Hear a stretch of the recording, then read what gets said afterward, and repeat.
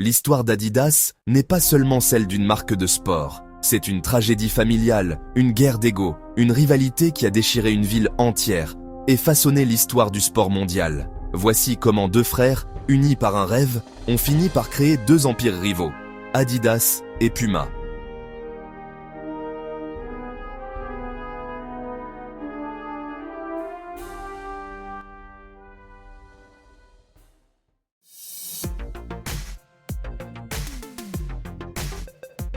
Tout commence dans la petite ville de Herzogenaurach, en Allemagne.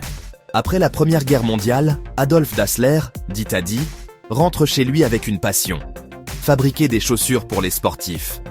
Dans la buanderie de sa mère, il installe une machine à coudre, un peu de cuir, et se met à créer. Son frère Rudolf, plus extraverti et doué pour le commerce, le rejoint rapidement. Ensemble, ils fondent la société Gebrüder Dassler Schuhfabrik, l'usine de chaussures des frères Dassler.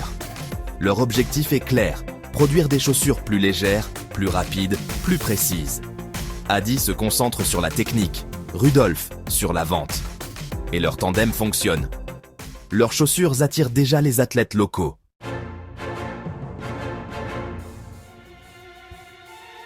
En 1936, un événement va tout changer, les Jeux Olympiques de Berlin. Adi Dassler entend parler d'un jeune coureur américain exceptionnel, Jesse Owens. Il se rend directement au village olympique, un sac de chaussures à la main, et convainc Owens d'essayer son modèle. Le résultat est historique. Jesse Owens remporte 4 médailles d'or sous les yeux d'Hitler. Le monde entier parle des chaussures Dassler. En quelques jours, les commandes affluent du monde entier. C'est la gloire. Mais ce succès va bientôt diviser les deux frères.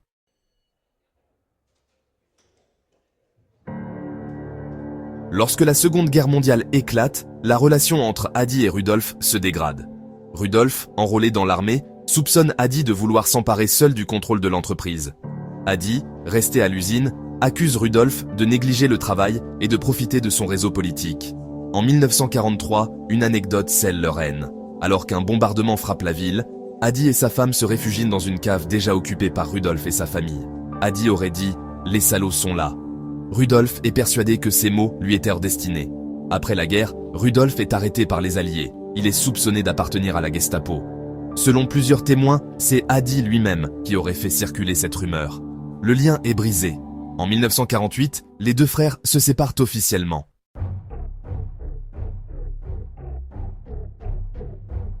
Adi crée Adidas, contraction de son prénom et de son nom, Adi Dassler.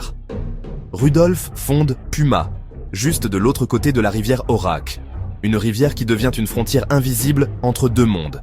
Les habitants de Herzogenaurach se divisent. Les uns ne jurent que par Adidas, les autres par Puma. Dans les cafés, à l'église, sur les terrains de foot, on regarde d'abord les chaussures que tu portes. On parle même de la ville aux têtes baissées, car chacun baisse les yeux pour vérifier la marque de l'autre.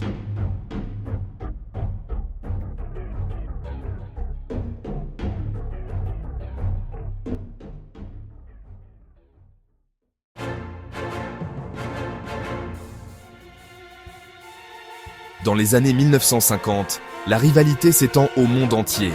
Adi Dassler signe un contrat avec l'équipe d'Allemagne de l'Ouest pour la Coupe du Monde 1954. Grâce à ses crampons vissés, adaptés à la pluie, l'Allemagne bat la Hongrie en finale. C'est le miracle de Berne. Adidas devient une légende. Rudolf, furieux, recrute ses propres ambassadeurs. Il réussit à convaincre Pelé, le roi du football, de porter Puma lors de la Coupe du Monde 1970. Devant des millions de téléspectateurs, Pelé s'agenouille pour lasser ses chaussures Puma avant le coup d'envoi. Un geste devenu mythique. Chaque victoire sportive devient un duel personnel. Pas seulement entre deux marques, mais entre deux fantômes qui ne se sont jamais pardonnés.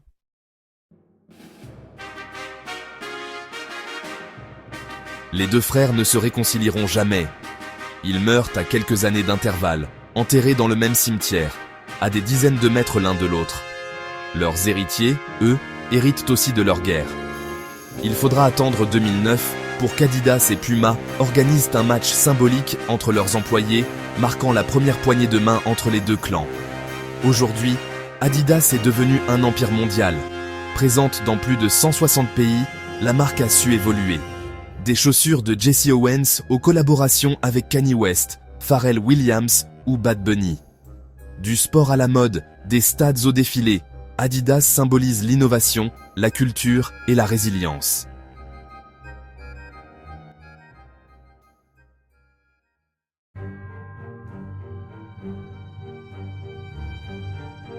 Adidas est né d'un rêve, nourri par la rivalité, est devenu une légende. Et peut-être que sans cette guerre fraternelle, le monde du sport ne serait pas le même. Deux frères, deux visions, une seule histoire, devenue universelle.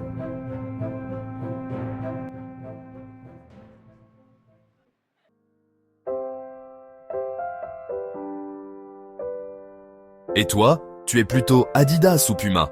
Dis-le en commentaire. Abonne-toi pour découvrir les histoires vraies des plus grandes marques du monde, celles qui ont transformé un simple nom en légende.